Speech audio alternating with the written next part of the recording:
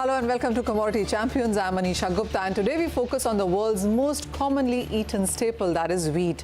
Prices are at boiling point in the grain space as macro factors have begun to choke supply in the face of rising demand. Russia's withdrawal from the Black Sea grain deal is the biggest of these macro changes, as a pathway for 9.5 million tons of grains exported from July is no longer safe. Remember, following its invasion of Ukraine, Russia's navy imposed a blockade on Ukraine's Black Sea ports, trapping about 20 million tons of grain. But in July, a deal between Ukraine and Russia was brokered by Turkey and the United Nations, agreeing to resume grain exports through the Black Sea ports. However, President Putin said that the deal was being suspended, citing a massive drone attack through a safety corridor in the Black Sea that alleged Kyiv was responsible for. This move effectively risks wheat supply from the world's breadbasket, which has inevitably sent prices soaring world over. Things are equally unstable back home in India, where March's heat wave sent prices 30% higher, with experts expecting 3 to 5% of a rise to follow from here too. So what lies in store for the grain space, and can the government help soften prices? To take this discussion forward, I am now joined by Carlos Mira, who is Senior Commodity Analyst at Rabobank, and Sumit Gupta, who is CEO of McDonald Pells Global Commodities. We also are joined by Ajay Goyal, who is from Shivaji Roller Flour Mills. Gentlemen, hi, thank you so much for joining us. And it really is about the latest trigger coming in from Russia, which has withdrawn from the Black Sea Pact. How do you see, Carlos, it impacting the markets? We have seen a knee-jerk reaction, yes, but following that, where do you see the markets headed now? Well, we saw the 5% increase in the market yesterday. To be honest, I think that was a relatively measured market reaction. And we have to understand that, yes, we were expecting this deal to come to the end, but it was only expected to last for another 3 weeks and a little bit more. So there was already an expectation in the market that this deal was going to be cancelled. That's why the market reaction following the cancellation was not that sharp. Going forward, we do expect to see increasing exports out of Russia. Russia has had a massive crop in this season, so it could, export increasing volumes. We were disappointing with the Russian exports in the last 3 months, but actually in October, exports started to go up out of Russia. And in Ukraine, where we will expect to see more exports out of the ports on the Danube, which are almost immediately EU waters, and also via land towards EU countries. In terms of pricing, I think wheat prices will stay relatively elevated, but I wouldn't expect panic on the back of this cancellation, because, as I said, to some extent, it was already expected. Now, looking to the next season, things might look a little bit trickier there, because we have quite a bit of the stocking in exporting countries, with the exception of Ukraine and Russia, in the current season. And next season, we may have a big drop in Russia. Russia might not produce another record crop. Therefore, availability will continue to be tight more than 1 year away from now. All right, so the concerns just about continue. If not for this season, then the next as well. Ajay, what's your sense? How do you look at the overall global trade impact on wheat and other grains as well? So I think this war effects will continue until there is total peace. We cannot be expecting a total normal resumption, I guess, until there is some resolution to this ongoing crisis. So until then, there will be volatility in the global markets, because, most of the wheat is locked in Ukraine and Russia, and there has to be a way out of that wheat peacefully. Until then, the markets are going to witness a huge deal of volatility, in my opinion. Oh, well, yes. So that's what our experts are telling us, that the uncertainties will continue. Sumit, what's your sense? What is the kind of availability and demand scenario that you guys are working with? Yeah, hi Manisha. First, thank you very much for having me on the show. It's a very important question, as you have highlighted, on the wheat pricing, wheat supply demand situation at the moment, because we are getting into planting season in Russia, Ukraine, and Europe at the moment. And the way Russian-Ukraine grain deal has been called off, it is going to have a negative impact for the planting for the coming year. which is going to keep prices high for wheat, not only for this year, but for the years to come. Because all the supply-demand imbalances take multiple years to correct. It's not one-year phenomena. That problem comes, you plug in supply, and the problem is solved. No. We are going to have this supply-demand imbalances for years to come. Russia, Ukraine contribute approximately 30% of the total global trade flow. And this trade flow at the moment is impacted. It is raining a lot in Australia. It's not raining in Argentina. So we do have global problem on the wheat supply side at the moment. Demand is quite robust. All the socialist countries specifically are buying a lot more wheat than they normally do because they need security back home. And that is leading to a robust demand. And that is where we have seen prices globally is around 50% higher than same time last year. Last year, FOB was around $240, $245. Equivalent Black Sea, it is approximately $320, $330 FOB equivalent at the moment. And against that, prices in India has increased relatively at a lesser pace. Government of India has done a great job. Thank you. Clearly. Carlos, how would you look at the prices going forward? I mean, we've seen all-time highs in this year and then, of course, some correction and then a rebound yet again. It's been volatile at best. What is your sense moving forward from here for prices if we were to look at a quarter or a couple of quarters ahead? Well, I certainly don't expect prices to go back to the record levels. I mean, let's remember that those record levels were reached when the market was fearing that we were going to have sanctions on Russia, and also that Russia could occupy the whole of Ukraine and destroy all of Ukrainian agriculture. Now, that doesn't look to be the case on either side. So I think price will stay well above cost of production. They will probably go back to $9 per bushel, but they expect to be relatively at that level, so well above cost of production in at least the next 12 months. And that's because what I said, we still expect a deficit. We have a deficit this season globally, especially outside of Russia and Ukraine, and next season looks like it's going to be the same case. All right. Let's also look at the Indian impact from the Black Sea development that we've seen. And Ajay, what's your sense? How do you look at the Indian prices reacting to this, even if it is sentimental? Yeah, so India is totally insulated from all global things as long as, there's a 40% import duty and there is a ban on exports. So I do not see any, for the next 6 months, at least until the new crop, any major policy reversal by the government. And hence, I do not see anything impacting, any global event per se impacting Indian wheat for the moment, because it's a 5-month play left out for Indian wheat. Clearly that. Sumit, how would you look at that? Because as Ajay is pointing out, we are totally isolated, insulated from this whole thing because we are neither exporting, that is what the government banned, and imports clearly at 40% of an import duty seem like wouldn't happen really. Manisha, I will like to correct you. We are neither isolated nor insulated at the moment from the wheat prices, what is happening globally. Because if you look at in the context of what Government of India holds approximately 24 million tons of less wheat this year on 1st of October compared with 1st of October 2021. Government of India holds 4 to 5 million tons of rice equivalent less than same time equivalent last year. So Government of India is having a stock problem at hand. And whenever you have stock problem at hand and you have a population of 1.35 billion people, you cannot say it short. You have to look for the alternate sources to augment supply. And for that, Government of India has a couple of tools. This year, they have given a signal by increasing MSP of wheat and chana by 100 rupees, which is equal. But in percentage term, wheat prices have increased, MSP has been increased significantly higher than chana. So Government of India wants farmer to move towards wheat from chickpeas. Government of India is not going to take any policy action till the time we cross the planting season, because Government of India wants to give the signal to farmer that you are going to get good prices.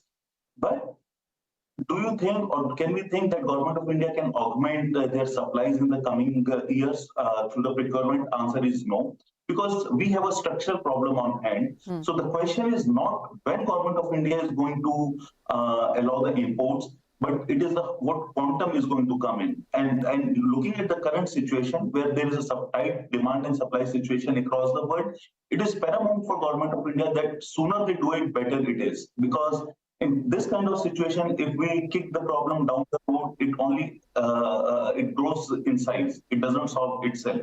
So being such a big consumer, we have a big problem on hand. Clearly that. And the other thing really is not just about the wheat, which is of course the golden grain as we call it, but it also is the price rise across value chain as we have seen. So wheat as it is consumed in sense of flour there, but when you look at bread and biscuits and pasta and penne, I mean everything seems to have seen a price rise. Ajay, this question is to you. Have you seen price rise across value chain and by how much? I think, most, finished product manufacturers like biscuit, pasta, etc., have been holding on to their price rise. And now the festival season is behind us and the real lean season is there and wheat prices have really shot up like anything. So I do think that there will be a real price hike in these products very soon. All right. So while the Indian festival season may be behind us, but the international festival season really is coming in, and what is going to be the impact of that is what we'll discuss with Carlos. But after this very short break, don't go anywhere. The discussion continues on the other side.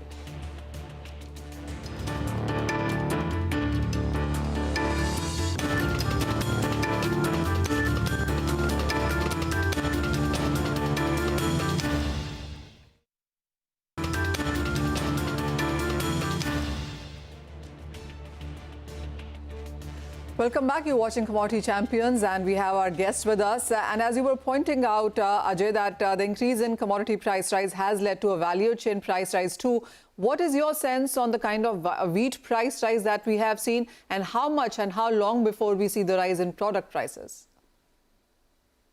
So I think wheat products is a little delayed pass through. So, things like flour, atta, within a month or 15, 20 days, they do react. And as far as biscuits and things like that are concerned, there are other commodities that get into it, like, fat and sugar. And so they take a very balanced approach and they amend their prices on the basis of other commodities that they are consuming. Ajay, you also mentioned that we've seen 25 to 30% of an increase in wheat prices already. How much of a further price rise are we expecting from these current levels? So I think we are at the top end of this, price cycle, and not more than 3 to 5% should be seen if government really plays its cards well and makes the right announcements and delivers as per its intention in the next 2-3 months.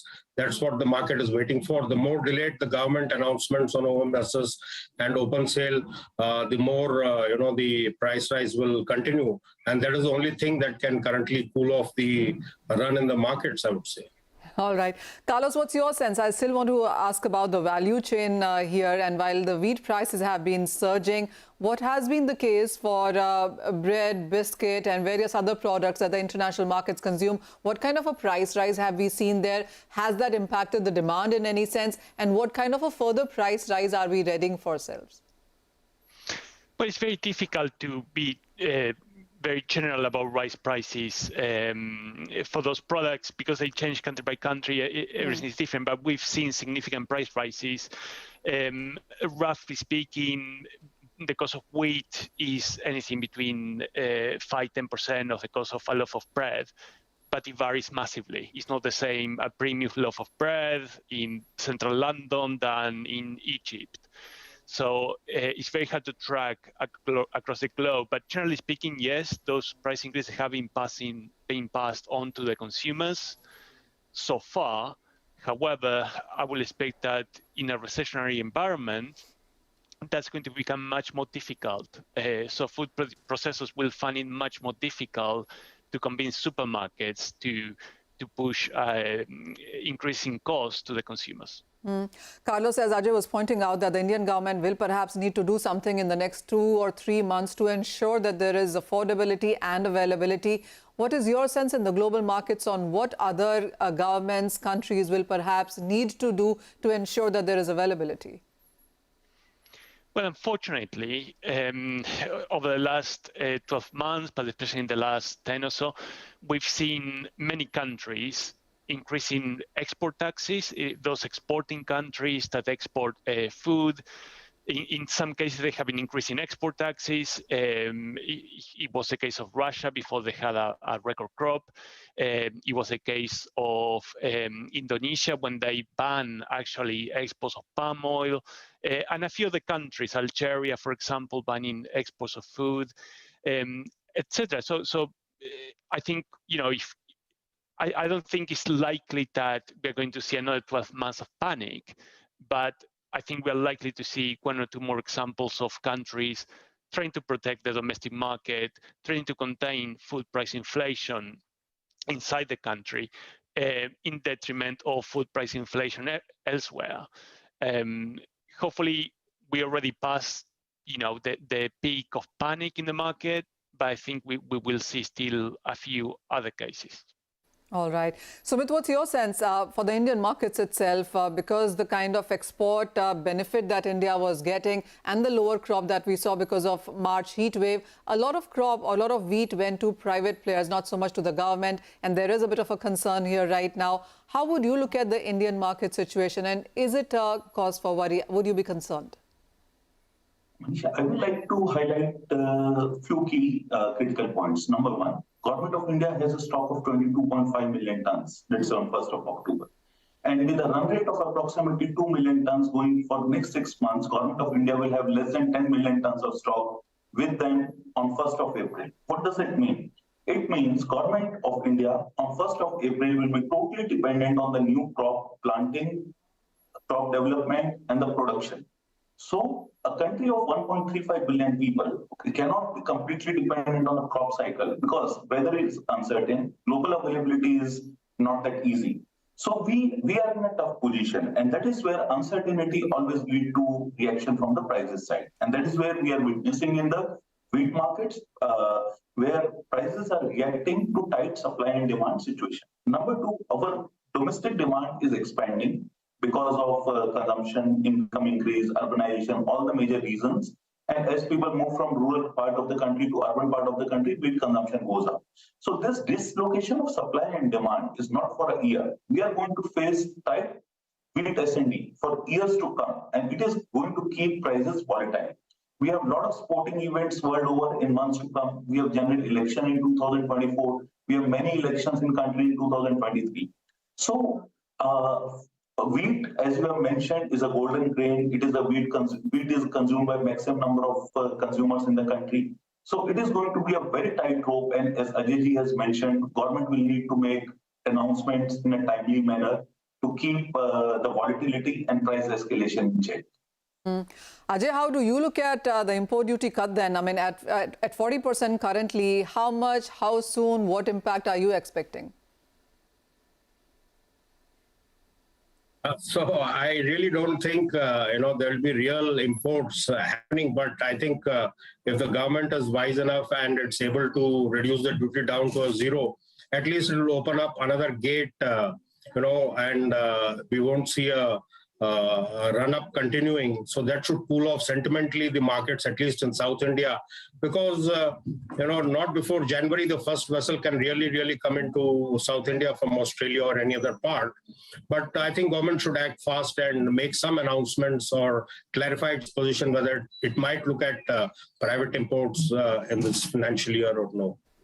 All right, so the import perhaps will come to private companies yet again, and at least a sentiment change is what it could bring into the Indian markets. Carlos, what are you expecting now globally when we look at wheat? Australia is one to watch out for. Argentina, as you said, Russia has a good crop as of now at least, and there is some wheat into the international markets. Going forward, what would you see as a big opportunity or a challenge when it comes to wheat trade globally?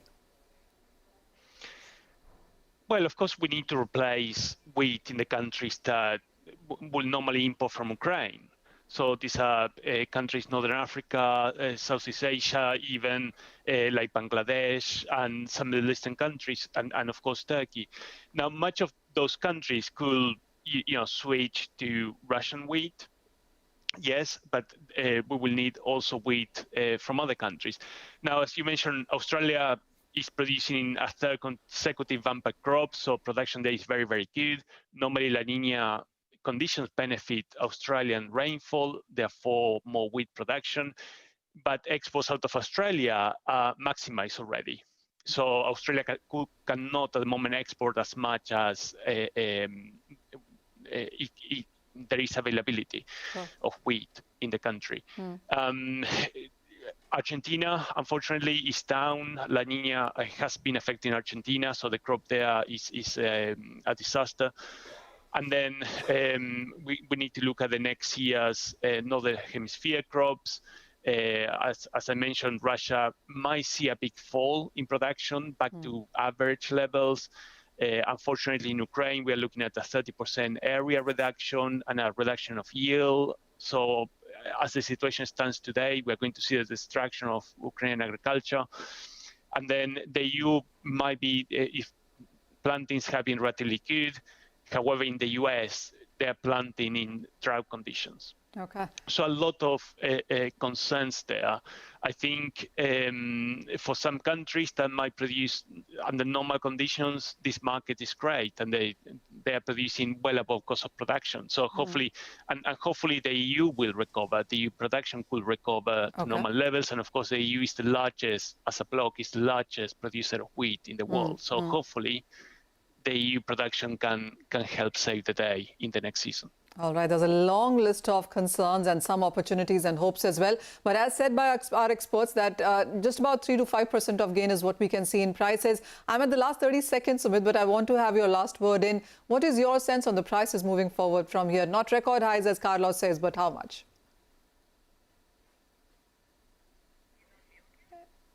India, as you have mentioned in your earlier question, thanks to the step on 13th of May, which Government of India took, we are insulated from at least from the price escalation side from the global market point of view. Okay. But we have to see that we are dependent on weather, planting season, fertilizer availability, no heat in Feb and March, so that our yield stays good, availability of good alternate grains. Because what we have seen in paddy, there is a drop in production in UP, Bihar, West Bengal, and this is the same pocket where I will say the poorest or the people with the least income stays in the country. Right. And this is where our wheat is also going to come. And so we are going to have tight supply and demand situation ahead of us in months to come. Okay. And I am in the camp of higher price volatility and potential price escalation if there is no OMSS and import allowance from Government of India. I believe wheat prices will continue to go up. And if you want to have a number, I will say maybe 10% from here in next 3 months. All right, that does not sound good at all. So the golden grain could actually get more expensive, and that doesn't sound so good, especially for a country like India, where we have huge population and a huge demand for wheat as well. But thank you, gentlemen. Thank you so much for joining us and putting a light on all of those concerns, challenges, and some positives as well. With that, it's a wrap on this edition of Commodity Champions. Thank you for watching.